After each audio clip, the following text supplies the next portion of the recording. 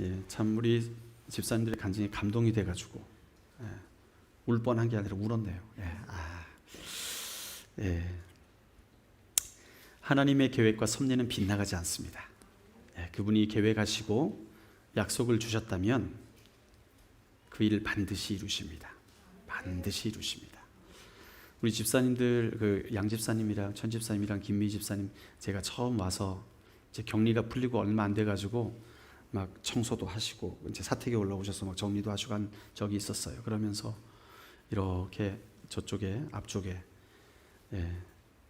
여기 짜장면집, 그다음에 골프장 이런 데를 보면서 저기 다 사가지고 연결하면 좋겠다고. 그러면 그럼 건축비가 한 600억 들겠다고. 그러면서 600억을 가지고 기도하신다는 거예요. 그래서 참 귀하다. 그래서 제가 말씀드렸습니다. 700억은 돼야 될 것 같습니다.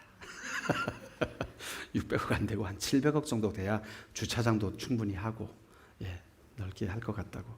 저는 마음의 소망으로 그렇게 말을 하였지만 하나님이 우리에게 주신 약속은요 반드시 이루어져요. 우리의 소망의 사이즈보다 하나님의 사이즈가 큽니다. 지금 700억에 대한 이야기를 하는 건 아닙니다. 그렇지만 우리가 꿈꾸고 바라는 것보다 하나님이 우리를 향하여 꿈꾸고 계신 것, 하나님이 바라고 계신 것이 훨씬 더 놀랍고 크다는 사실을 기억하세요. 거기에서 능력을 얻을 수 있습니다. 오늘 제목이 하나님의 섭리는 빗나가지 않아요. 빗나가지 않는다. 자, 우리가 지난 시간에 들었어요. 사울이 다윗과 함께 전쟁에서 오게 될 때에 개선가를 여인들이 불렀잖아요. 사울은 천천히요, 다윗은 만만히로다. 아마 이 노래가 금강산 찾아가자 일만이천봉 이런 거였을 것 같아요. 그런 아이들이 고무줄하면서 부르는 노래처럼 사람들이 서로 이렇게 환호하면서 사울 왕이 오게 될 때에 물론 사위를 높이기 위한 것이었지만 그 뒤에 다윗이 더 크게 보였던 것이죠. 사울은 천천히요, 다윗은 만만히로다. 개성가를 부르게 되는데 삐졌습니다. 사울이 섭섭마귀가 들어가가지고 그때부터 다윗을 미워하기 시작했어요.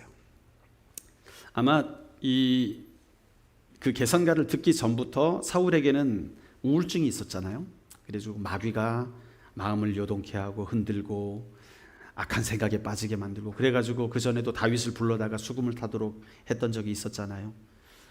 그런 것처럼 아마 우울증이 있었는데 이게 도진 것 같습니다. 다윗은 이러면서 이제 이게 도진 거예요. 도져가지고 더 광기에 시달리게 되고 결국에 지난주 우리가 봤던 것처럼 다윗이 딱 오게 되니까 창으로 다윗을 죽이려고 창을 2번이나 던지는데 다행히 다윗이 운동신경이 좋아가지고 2번이나 싹싹 피해가지고 살아남았죠. 이처럼 사울이 다윗을 죽이고 싶었던 이유는 자기에게 없는 게 그에게 있었어요. 자기에게 없는 게 그에게 있었는데 그거는 자신을 떠나신 여호와 하나님께서 다윗과 함께하는 것을 보게 된 거예요. 거기에서 시기심이 일어난 것이죠. 그래서 사울은 두려워하기 시작했습니다. 왜요? 하나님의 영이 함께 하시면, 하나님의 신이 함께 하시면 인간에게 어떤 일이 일어나는가를 사울은 이미 경험해 봤잖아요. 그 하나님의 능력이 우리 인생 가운데 어떤 일을 하실 수 있는가를 사울은 이미 경험했었거든요. 그런데 그 여호와의 신이 떠난 상황에서, 하나님께 버림받은 상황에서 그 하나님과 동행하는 하나님의 신이 함께 하시는 그 다윗을 보게 될 때에 엄청나게 큰 두려움이 있었던 거예요. 그래서 그를 죽이고 싶어 했던 거예요. 여러분, 아이러니 아닙니까? 사실 정작 위험한 건 지금 누구예요? 다윗이잖아요.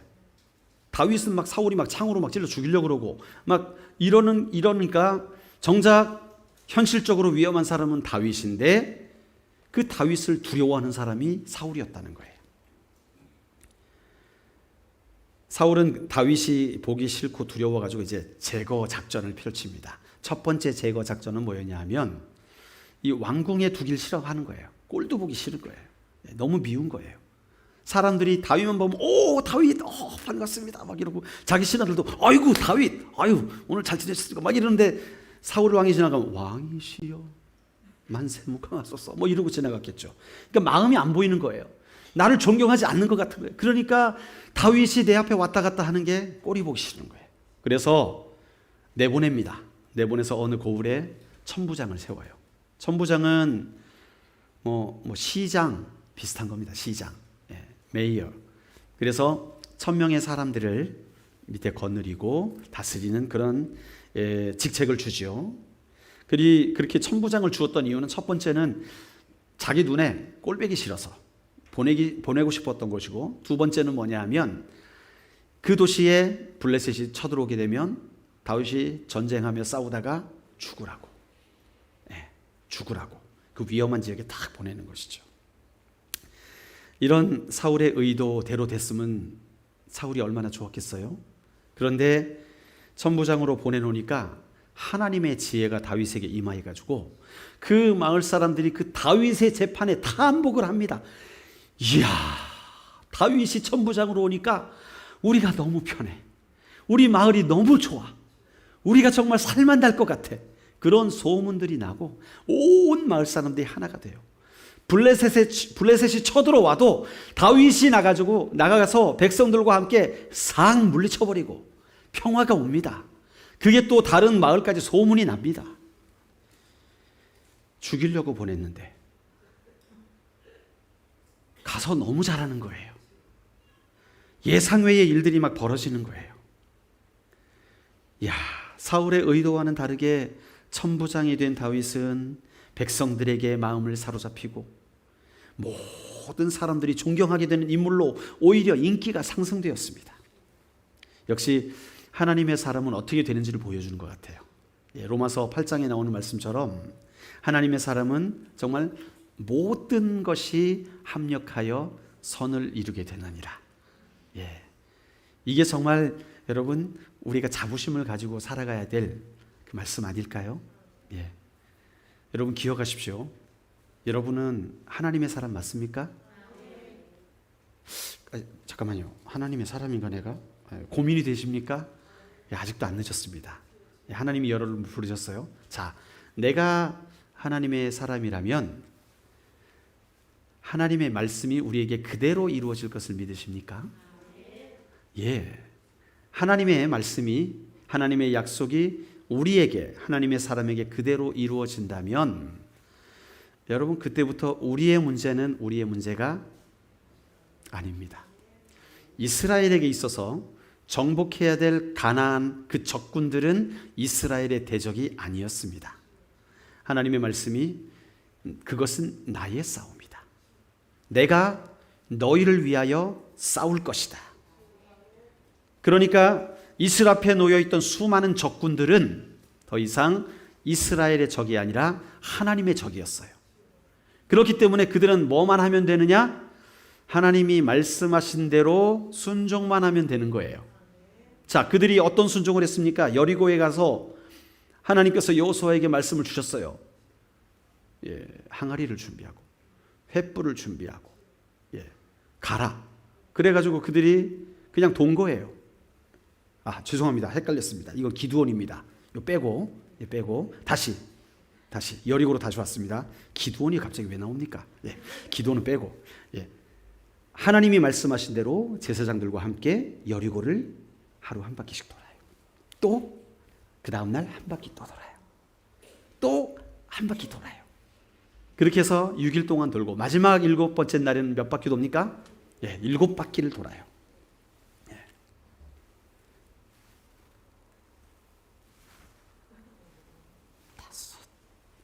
5, 6 아무 일도 안 일어났어요. 6바퀴 돌았는데 뭐 이렇게 한 바퀴 돌 때마다 금이 가고 부지직하고 막 이러면 좋은데 이상하다. 6바퀴까지 돌았어요. 이제 한 바퀴밖에 안 남은 거예요. 우와르르. 와, 할렐루야. 이게 하나님이 하신 일이에요. 하나님이 하신 약속대로 하나님은 일하셨습니다. 여리고는 무너졌고 아무 힘도 없는, 칼 한 자루 없는 이스라엘 백성들이 여리고를 정복하게 됩니다. 기드온도 마찬가지였어요. 이제 기드온이 나옵니다. 예. 하나님이 기드온을 부르실 때 무서워가지고 숨었었거든요. 예. 내가 너를 통해 이스라엘을 구원하리라. 아유 부끄러워요. 못해요. 숨었다가 타작마당에서 이렇게 포도 타작마당에서 숨었다가 하나님이 끄집어내가지고 결국에는 세 가지 이적을 주시고, 양털 이적 있잖아요. 이적을 주신 다음에 그에게 명령을 합니다. 사람을 모으니까 사람이 어마어마하게 왔어요. 하나님께서 이 중에 이 사람들 내보내라. 예? 아니 왔는데 왜 내보냅니까? 합당치 않다. 또 그 남은 사람들 중에 또 내보내라. 아니 무슨 말입니까? 그래가지고 물에서 이거 핥아먹고 하지 않습니까? 예, 그런 일 해가지고 사람들을 몇 명만 남겼느냐? 300명만 남겼어요. 적군들은 수십만인데 300명만 남기신 거예요. 그래가지고 전쟁을 하라십니다. 하나님이. 자, 무기를 챙겨라. 횃불과 항아리. 네, 횃불과 항아리에 무기를 챙기라는 거예요. 이 말도 안 되죠. 그런데 분명한 약속은 내가 너와 함께하리라. 내가 너와 함께하리라. 그 약속 하나는 분명했습니다.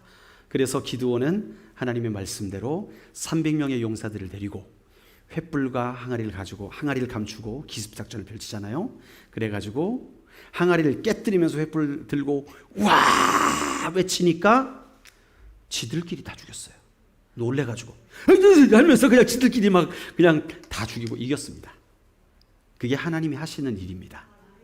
우리 하나님의 백성들은 좌우지간 내가 하나님의 말씀을 받게 될 때에 좀 이해가 안 돼도 이게 가능한 건가? 아니면 이게 맞는 건가?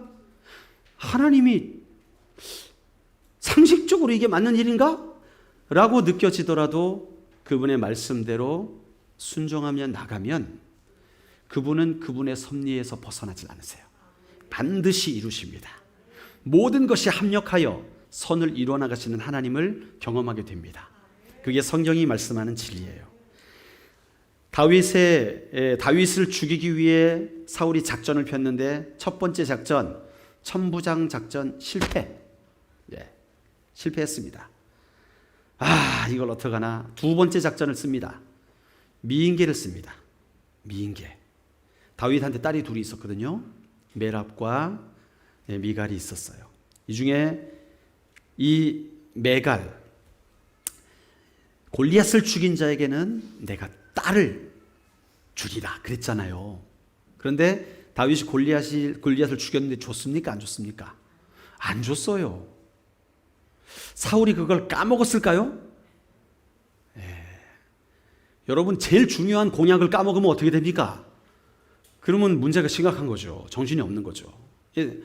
골리앗을 죽이면 내 딸을 주겠다. 안 줬어요. 아무 일도 없었더라. 그리고 그냥 다윗의 인기는 높아지고 이렇게 그냥 마무리되는 듯 했는데 첫 번째 작전이 안 통하니까 이걸 다시 가져오는 거예요. 그래, 그러면 내 딸을 주는 척하자. 그래가지고 이걸 볼모로 해가지고 다윗을 죽일 계획을 세우는데, 자, 이번에는 내 딸을 줄 테니 너는 여호와의 싸움을 싸워라. 그렇게 말을 해요. 17절 말씀에, 그죠? 예, 블레셋 자손과 싸우도록, 여호와와 싸우도록, 여호와의 싸움을 싸우도록. 이 말은 뭐냐면 그 뒤에 있는 사울의 마음은 뭐겠습니까? 너 블레셋과 싸우다가 죽어라. 요거죠. 싸우다가 죽어라. 그래가지고 아마도 이 여호와의 싸움을 싸우라 해놓고 다윗을 가장 치열한 전투 현장 가운데 보냈을 거예요. 가장 치열한. 그래서 그 싸움을 싸우고 나오면 내가 딸과 결혼시켜 줄게. 이렇게 된 거죠. 자, 바울이 다윗의 명을 가지고 싸우러 나갑니다. 사울은 다윗이 딱 나가는 걸 보고 속으로 확신을 합니다. 이번엔 확실히 죽었다. 다윗은 끝났다. 아이고, 이제 다윗을 또 죽였으니까, 아이고, 우리 딸 다윗에게 시집 보낸다고 말은 해놨는데, 시집 안 보내면 안 되지. 그래가지고 다른 사람한테 바로 시집 보내버립니다.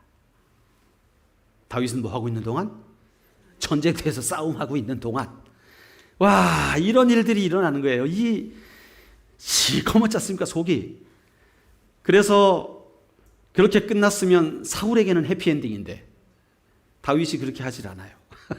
승리하고 돌아왔습니다. 그 치열한 전투에서 승리하고 돌아와서 왕이여 임무 완수했습니다 하니까 내가 웃는 게 아니야. 사울이 웃으면서 내가 웃는 게 아니야. 왜 안 죽고 돌아왔나? 아, 이 다윗을 어떡하나? 이 생각에 머리가 지끈지끈 아파오는 거예요. 그런데 얼마 안 있어가지고 신하 한 사람이 이 얘기를 하는데, 왕이시여, 당신의 딸 미갈이 다윗을 사랑합니다. 네, 확실합니다. 그러니까 갑자기 사울의 귀가 이만해집니다. 왜야? 그 왜 사극에 보면 이렇게 앓고 누워있던 그 왕비 같은 사람들이 어떤 소식을 들으면 왜야? 하면서 일어나잖아요. 아마 사울이 그랬을 것 같아요. 이따가 왜야? 내 딸이 다윗을 사랑한다고? 그러면서 음흉한 미소를 띄워요. 세 번째 계획. 다윗을 죽일 3차 계획을 세우는 거죠. 미갈을 통해 올무를 삼자. 그래가지고 결국에는 저 블레셋 손에 잡혀가가지고 죽도록 만들자. 이게 이 사울의 계획이었습니다. 그래가지고 사람을 보내서 다윗을 사위로 삼겠다. 전가를 보내는데 이 사울의 속도 모르고 다윗은 또 겸손하게 어떻게 합니까? 아유, 제가 무슨 사위가 됩니까? 아유, 사위 되는 게 보통 일이 아닙니다. 우리 집은요, 가난한 집안이에요. 시골의 베들레헴에 우리 아버지 그렇게 넉넉한 사람도 아니고 가난한 집안입니다. 이 이야기를 한 이유가 있어요. 왜냐하면 그 당시 고대 근동 사회에서는 카톡이란 것도 없었고, 정말 결혼하려면은 힘든 그 아내를 위하여서 결혼 지참금을 갖다 줘야 되는 소 몇 마리 이상을 갖다 주고 아내를 데려와야 됐어요. 그런데 지금 다윗이 사위가 된다면 데려와야 될 사람이 급이 공주급인 거예요. 그럼 공주급이라면 공주를 데려오기 위해서는 우리 집안에 있는 거 다 갖다 바쳐도 이게 모자란 거예요. 다윗 생각할 때 아닙니다. 우린 가난한 집안입니다. 이게 그런 의미입니다. 아유, 저는요 그 공주님이랑 결혼하기에는 너무나 가난한 사람입니다. 하찮은 사람입니다. 그렇게 겸손하게 반응을 하니까 사울이 큰일 났거든요. 아니 뭐야, 이거 세 번째 전략이 안 먹혀요. 희한하네. 전략이 안 먹히네. 이게 다윗이 도대체 어떻게 된 건가? 아야, 다윗한테 가서 전해라. 너 돈 다 필요 없다. 돈 다 필요 없고 내 소원 하나만 들어줘라. 그 소원이 뭘까요? 1차, 2차, 3차 때 1차, 2차 때 다 써먹던 똑같은 전략이에요. 블레셋에 가서 죽임을 당하는 것. 이렇게 머리가 단순해요. 왜 그런지 몰라도 하여튼 블레셋 할 때 가서 죽는 거에 꽂혀가지고 3차 전략도 블레셋에게 보내는 거였어요. 그래서 다윗아, 너 재산 안 가져와도 된다. 내가 딸을 줄 테니까 그 대신에 너는 블레셋에 가가지고 내 원수 좀 갚아줘라. 그래서 100명을 죽이고 그들의 포피를 베어와라. 그렇게 명령을 내립니다. 그러니까 사실 다윗이 미갈을 이전부터 알았겠죠. 궁을 왔다 갔다 했으니까 좀 마음에 들긴 했었나 봐요. 그래서 그 조건을 듣고 그래? 그럼 우리 아버지한테 부담을 안 줘도 되네. 100명의 포피를 가져와라. 100명을 죽여라. 다윗이 그것을 기뻐했다 그랬어요. 그 정도면 하겠습니다. 여러분, 다윗의 전공이 뭡니까? 전쟁이에요, 전쟁. 그게 대상이 곰이든 사자든 사람이든 골리앗이든 상관없어요. 다윗은 전쟁 참 잘하는 사람이었습니다. 그래서 그 약속을 받아들이죠. 받아들이게 될 때 사울은 어떻게 생각했을까요? 하하, 걸렸다. 드디어 내 소원이 이루어지겠구나 생각을 했는데 다윗이 그 포피를 가져오는데 200개를 가져왔습니다. 100개가 아니라 200명을 해치우고 돌아온 거예요. 아마 쇼크를 받았을지도 모르겠어요. 사울이 하면서 또 살아오다니 방법이 없는 거예요. 그때 사울에게 찾아온 마음은 무엇이었을까요? 두려움이었습니다. 두려웠습니다. 사울이 다윗을 죽이기 위해서 꾸미는 일마다 뜻대로 되지 않고 오히려 다윗의 영향력은 점점 더 커집니다. 여러분 여기서 보이십니까? 다윗과 함께 하시는 그 커다란 힘이 보이시냐는 말이에요. 보여야 됩니다. 이게 바로 하나님의 섭리입니다. 하나님은 다윗에게 기름을 부으셨고 그로 왕이 되리라 말씀하셨어요. 이것은 하나님의 섭리, 그 하나님의 계획이 선포가 된 거예요. 그러나 지금 현실은 어때요? 다윗은 하나의 신하에 불과합니다. 사울이 명령하면 그대로 순종해야 되는 신하예요. 그래서 다윗을 향한 이 사울의 악독한 계획들, 1차 처치 계획, 2차 처치 계획, 3차 처치 계획이 있음에도 불구하고 다윗은 어떻게 합니까? 그것이 나를 죽이려 하는 음모인지도 모르고 왕의 명령이니까 그대로 다 순종을 해요. 그대로 다 따라요. 좀 다윗도 머리를 썼으면 이거 사울이 나를 죽이려는 거 아니야? 이거 왜 나를 계속 이렇게 가장 위험한 곳으로 보내지? 이런 생각을 하다가 조금 더 잔머리를 굴리면 어떻게 하겠습니까? 자기 밑에 사람들 모으겠죠. 왜요? 지금 이스라엘 가운데 인기가 최고 많은 사람이 누굽니까? 네, 차기 대선 주자예요. 그죠? 차기 대선 주자. 어마어마한 파워가 다윗에게 있어요. 그의 말 한마디에 모든 신하들이 움직이는 그러한 자리에 있어요. 와. 그러니까 그는 모든 사람을 다 설득할 수 있는 그런 위치에 있었어요. 그렇기 때문에 사울이 자기를 자꾸 이렇게 죽이려고 하고 또 죽이려고 하고 또 죽이려고 했을 때 안 되겠다. 내가 처단을 해야겠다. 마음 먹을 수도 있지요. 구테타 일으키겠다 하면 불가능하겠습니까? 아니요. 충분히 가능했을 것입니다. 그는 전쟁이 최고 자신 있는 거라니까요. 이건 충분히 가능한 일입니다. 그러나 다윗은 그러지 않았어요. 다윗은요, 자신의 계획을 의지하지 않았습니다. 자신의 감정의 상태를 의지하지 않았습니다. 그가 의지하였던 거 뭐냐면 하나님의 인도하심이었어요. 다른 말로 하면 하나님의 섭리를 그는 신뢰했습니다. 내가 이런 어려운 상황에 갈지라도 나는 두려워하지 않는다. 왜? 하나님은 나에게 약속하셨고 그 일은 반드시 이루어질 것이다.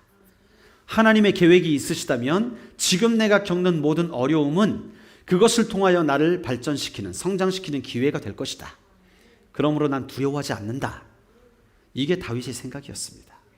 그렇기 때문에 사울의 1차 계획, 2차 계획, 3차 계획, 그 다윗을 죽이려는 음모와 그 공포감이 점점 더 커져감에도 불구하고 다윗은 두려워하지 않고 그 자리로 나간 거예요. 여러분,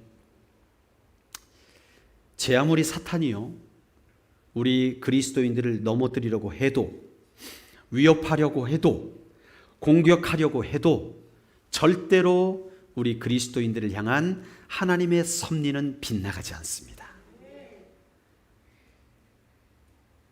지금 여러분들 상황이 어떻게 보면 사탄이 벌려놓은, 하나님의 허락하에 사탄이 벌려놓은 상황일 수 있어요. 욥이 그랬지 않습니까? 이해하지 못했어요. 왜 갑자기 아들들이 죽지? 왜 갑자기 도둑들이 와가지고 재산을 다 뺏어가지? 왜 갑자기 나를 이렇게 망하게 하시지? 왜 갑자기 나를 견딜 수 없는 고통, 이 육체적인 고통을 갖게 하셨지? 욥은 이해를 못했어요. 그러나 거기엔 하나님의 섭리가 있었습니다. 하나님의 완전하신 계획이 있었어요. 하나님께서 보장하신 건 뭐였냐면 사탄에게 목숨만은 건드리지 말아라. 목숨만은 건드리지 말아라. 그러니까 욥에게 하여튼 사탄이 할 수 있는 모든 악랄한 짓을 다 한 거예요. 욥에게 하나님을 원망할 만한 모든 조건들, 사탄의 머리로 생각할 수 있는 모든 악한 조건들을 다 욥에게 뒤집어 씌웠습니다. 그게 바로 욥이 처한 상황이었어요. 그러한 사탄의 계획을 욥은 알지 못했지만 그냥 당하고 있는 거예요. 그러나 그가 신뢰하는 것은 그럼에도 불구하고 하나님은 나를 아시고 나의 상태도 아시고 그분은 나를 사랑하신다. 그 믿음이 있었습니다. 다윗도 마찬가지인 거예요. 아무리 사울이 이상한 말로 나를 전장에 보내고 자꾸 나를 죽음에 이르게 하려고 하는데 거기에는 분명히 하나님의 뜻이 있다. 하나님이 나와 함께 하시기 때문에 나는 이것도 순종할 수 있다. 그런 마음으로 나가는 것이죠. 여러분, 이 사건을 지켜보는 사울, 다윗을 더욱더 두려워하게 됩니다. 여러분, 두려워하게 된 이유는 두 가지예요. 첫 번째는 여호와께서 다윗과 함께 하시는 것을 알았어요. 그래서 두려워했고, 자, 두 번째 또 두려워하는 이유는 미갈도 다윗을 심히 사랑했다 그랬어요. 아니, 이 딸이 내 편이 돼줘야 되는데 결혼시켜가지고 올무가 되게 해가지고 내가 말 한마디 하면 미갈이 다윗을 어떻게 잘 꼬드겨가지고 죽임에 이를 수 있는 상황으로 몰고 가야 되는데 그게 계획인데 결혼을 시켰는데 미갈이 다윗을 더 사랑하게 됐어요. 콩깍지를 크게 하셨나 봐요. 네. 그래가지고 다윗은 이 사울에게 평생의 대적이 됩니다. 여러분, 이게 바로 사울의 문제예요. 아마 이 시대에 사울이 태어났다면 공부 되게 못했을 것 같아요. 왜 그렇게 생각하냐면 여러분, 지금 사울이 자기 인생에서 중요한 이 기로에 있지 않습니까? 심각한 상황에 있잖아요. 그렇게 느끼죠. 두려움 가운데 있고 공포 가운데 있잖아요. 그러면 질문을 잘해야 되거든요. 그 질문이 어떤 질문이겠습니까? 하나님이 다윗과 함께 하시고 나와는 함께 하시지 않는다? 그 사실 때문에 두려워요. 이게 내 인생의 질문입니다. 하나님이 다윗과 함께 하시고 나와 함께 하지 않으셔. 아, 무서워. 그러면 여기서 답을 찾아야 되잖아요. 예. 정답은 뭐겠습니까?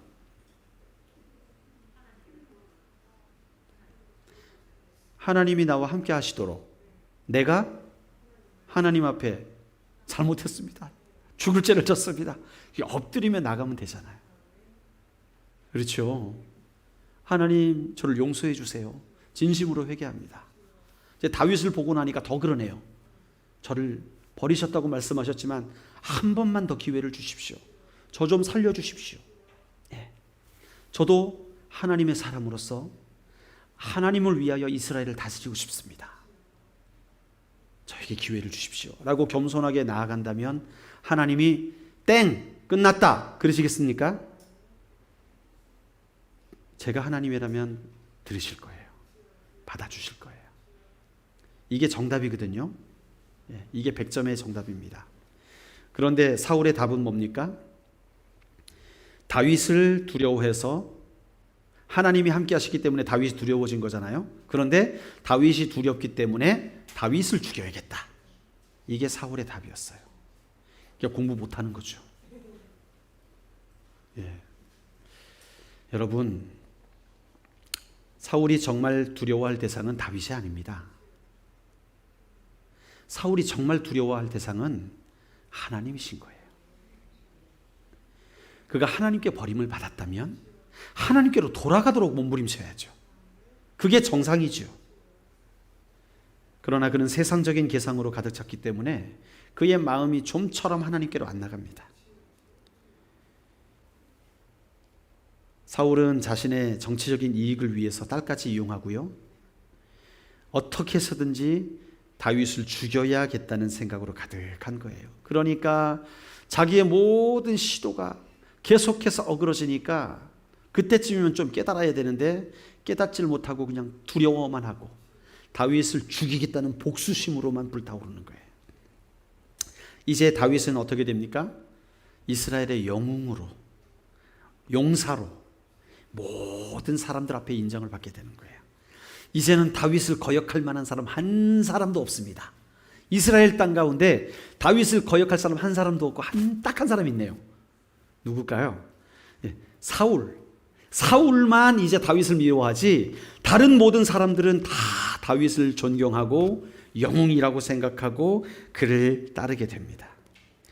이게 이스라엘에만 영향을 미친 게 아니었어요. 우리 30절 말씀을 같이 읽어볼까요? 30절 시작.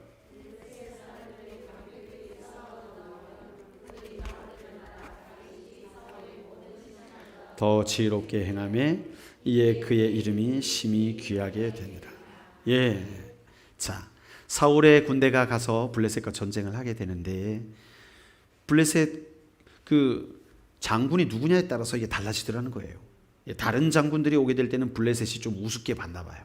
그런데 다윗이 군대를 이끌고 왔다. 야야야야, 도망가자. 싸우지 말자. 도망가자. 이런 분위기가 형성이 됐어요. 다윗이 모든 승기를 잡고 있다는 것을 블레셋도 알게 됐기 때문에 다윗을 두려워하는 분위기가 온 블레셋 가운데 가득했다는 거예요. 그러니까 이스라엘만 다윗을 인정한 게 아니라 그들의 적국까지도, 블레셋까지도 다윗을 인정하게 되는. 그러니까 아마도 블레셋 왕은요, 이스라엘의 실제적인 왕은 다윗이다. 사울 무서워할 거 없어. 다윗만 조심하면 돼. 이런 분위기가 깔렸다는 거예요. 그게 30절의 말씀입니다. 여러분, 다윗은요, 본인의 의사와 상관없이 조금씩 사울의 자리를 차지해 갑니다. 그러면 사울은 어떻게 되는 거예요? 조금씩 자기의 자리를 뺏겨가게 되는 거예요. 이건 다윗의 의도가 아니었습니다. 사울이 난리를 칠 때마다 점점 더 그렇게 되는 거예요. 심지어 사울의 자녀들까지 다윗에게 마음을 다 뺏깁니다. 제일 먼저 마음을 뺏은 사람은 누굽니까? 요나단이 다윗을 볼 때 자기 생명보다 더 귀한 것으로 여겼어요. 자기 생명보다 더 귀한 것으로 여겼다는 거예요. 그러니까 만약에 다윗이 죽게 된 상황이 있으면 다윗을 살리기 위해서 자기 목숨도 드릴 수 있을 만큼 그 정도의 관계가 되었다는 거예요. 그게 사울의 아들이었어요. 그리고 그 딸 미갈까지도 다윗을 심히 너무 사랑하게 되었어요. 사울의 가족들까지 싸그리 다 다윗의 편이 된 거예요. 그의 사위가 되었을 뿐만 아니라 이제 그는 요나단으로부터는 또 세자의 자리, 하나님이 요나단이 그랬어요. 나를 왕으로 세우실 것 같으면 내가 그 왕 거절하겠다. 네가 왕 되라. 그랬거든요. 그 정도까지 나왔거든요. 그러니까 모든 것이 다윗에게로 자리 이동을 합니다. 여러분, 다윗을 세우고자 하시는 하나님의 섭리는 절대로 빗나가지 않습니다. 그 하나님의 섭리를 반하기 위하여서, 거꾸로 되돌리기 위하여서 사울이 별의별 짓을 다 해도, 별의별 악랄한 짓을 다 해도 하나님은 제자리로 다시 돌려놓으시고 그걸 통해서 더 큰 일을 이루시고 더 영역을 넓혀주시는 게 하나님의 섭리였어요. 하나님께서는요, 어떤 상황 속에서도 당신의 목적을 반드시 이루시는 줄로 믿습니다. 이 말씀이 우리에게 어떤 위로가 됩니까? 여러분, 만약 여러분 앞에 심각한 문제가 놓여있게 되면 이제 우리가 아까 드렸던 그 질문으로 돌아가야 되는 거예요. 자신에게 질문해야 된다는 말입니다. 하나님은 오늘 내 문제를 알고 계신가? 자, 대답해 보십시오. 하나님은 내 문제를 알고 계신가? 알고 계신다. 나에 대한 하나님의 목적과 의도는 선하신가? 진짜요? 그러면 하나님의 섭리는 완전하신가?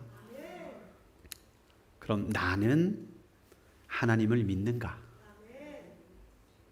그렇다면 지금 내가 이 문제를 가지고 걱정하고 앉아 있는 게 맞는가?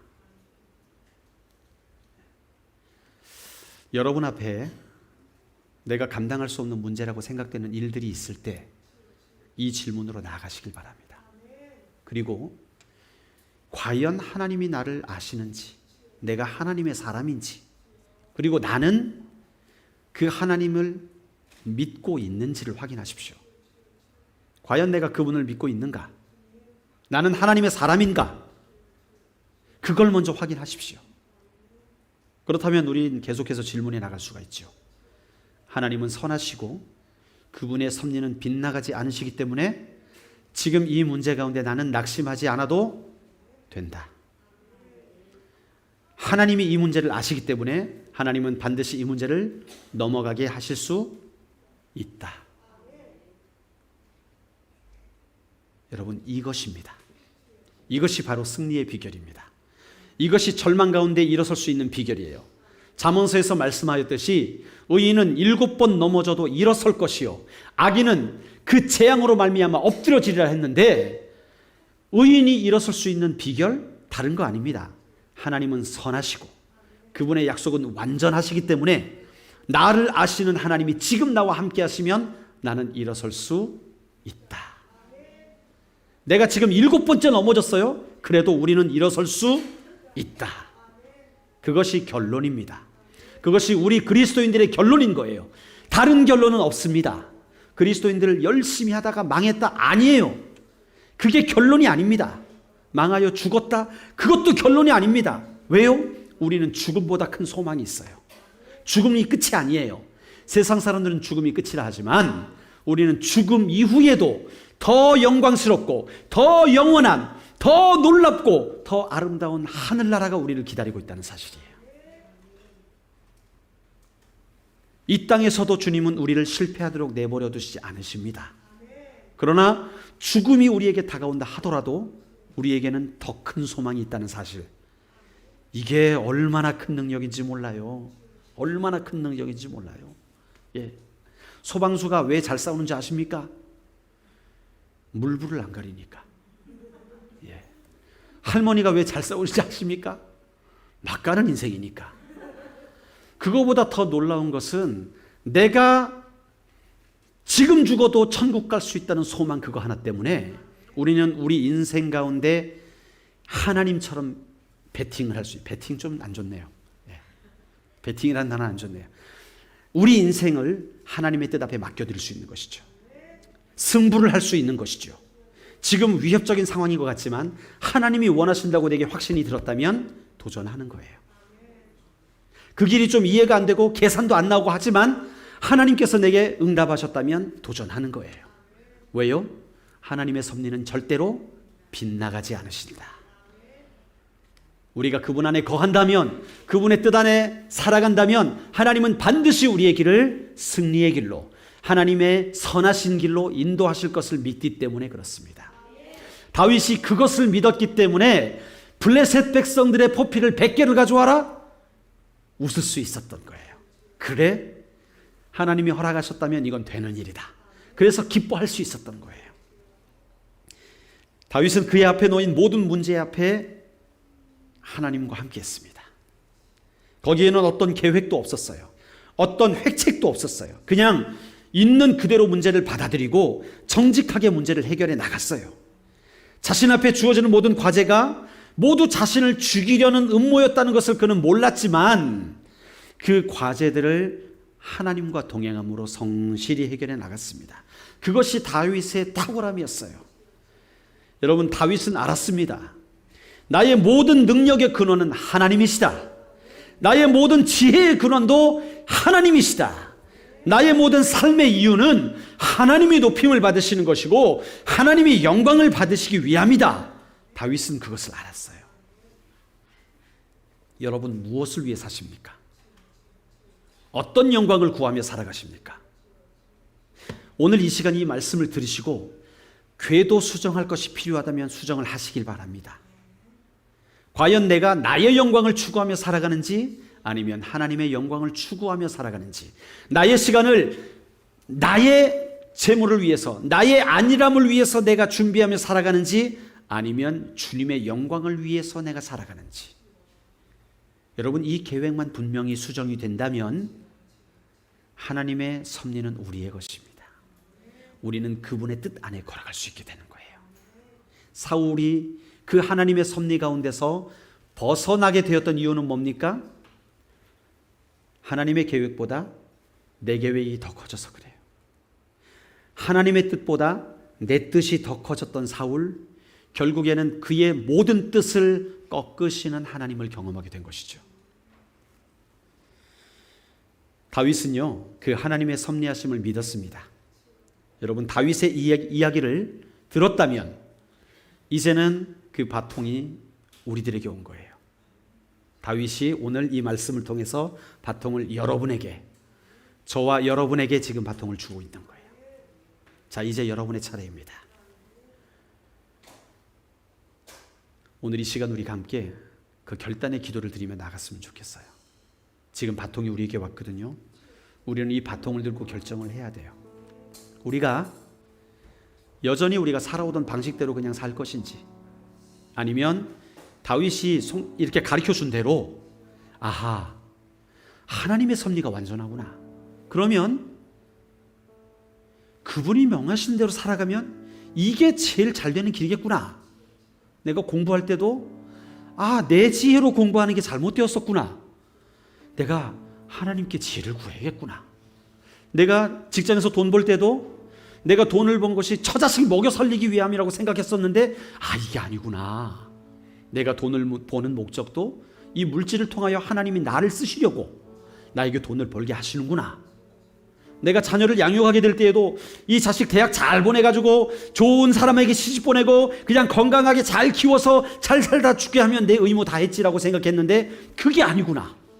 내 자녀를 하나님이 사용하실 수 있는 순결한 새벽 이슬과 같은 청년들로 세우는 것, 세상이 감당치 못할 믿음의 사람들로 세워서 이 나라를 이끌어가게 하고 이 세계 가운데 하나님의 통치가 있게 하고 하는 그것을 위해 나를 부르셨구나.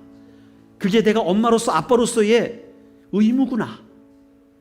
여러분, 이 말씀을 깨달으셨다면 오늘 결정을 하고 기도하셔야 돼요. 우리 그 결단의 기도로 나아갑시다. 하나님, 내가 하나님의 선하심을 믿습니다. 당신이 나의 능력이시고 당신이 나의 지가 되십니다. 지혜가 되십니다. 하나님은 나를 가장 잘 아시고 가장 잘 이해하시는 분이십니다. 하나님의 섭리는 나를 가장 안전한 곳으로, 가장 완전한 곳으로 인도하실 것을 믿습니다. 하나님, 이 한 주간도 내가 그 하나님의 섭리하심을 믿고 나의 모든 삶의 문제 앞에서, 내가 접하는 모든 사람들 앞에서 믿음으로 그 모든 문제를 넘어가게 하여 주시옵소서. 우리 함께 합심으로 기도하며 나가십시다. 기도하시겠습니다. 하나님 아버지, 감사를 드립니다. 하나님, 오늘 이 시간 하나님의 섭리는 빗나가지 않는다. 하나님의 계획은 완전하시다. 그렇기 때문에 그 하나님 섭리 안에 있는 자는 안전하다, 보호하심을 받는다는 사실을 다윗을 통해 보게 됩니다. 하나님, 오늘 이 시간 우리에게 말씀하신 그 말씀이 우리에게 더 큰 믿음이 되게 하여 주시옵소서. 하나님께서 허락하신 그 약속의 말씀이 우리에게 더 큰 믿음이 되게 하여 주시옵소서. 오늘 이 시간 결단을 합니다.